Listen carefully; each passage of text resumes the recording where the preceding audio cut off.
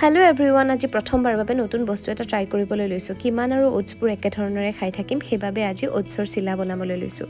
প্ৰথমতে মই ওটছখিনি পানীত তিয়াই থৈ দিছোঁ 15 মিনিটমানৰ বাবে। তাৰপাছত সৰু সৰুকৈ পিঁয়াজ, বিলাহী আৰু কেঁচা জলকীয়া কাটি লৈছোঁ। তাৰপাছত তিয়াই থোৱা ওটছখিনিত অকণমান পানী দি পেলাই তাত কেইটামান নৰসিংহৰ পাত দিছোঁ আৰু অকণমান নিমখ হালধি দি পেলাই পেষ্টটো বনাই লৈছোঁ।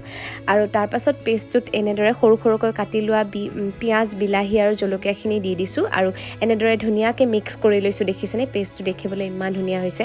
তাৰপাছত পেন এখনত মই অকণমান ৰিফাইন তেল দি ৰিফাইনখিনি গৰম হ'বলৈ দি তাত এনেদৰে পেষ্টটো দি দিছোঁ। খোলা চাপৰি পিঠাৰ দৰে একেধৰণৰে হয় বনোৱা প্ৰচেছটো।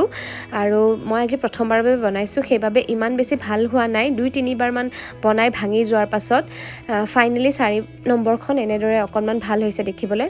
দেখাত যদিও ইমান ভাল হোৱা নাই, খাবলৈ কিন্তু ভালেই হৈছিলে। আপোনালোকে কোনে কোনে এনেধৰণে খাই পাইছে মোক জনাবচোন।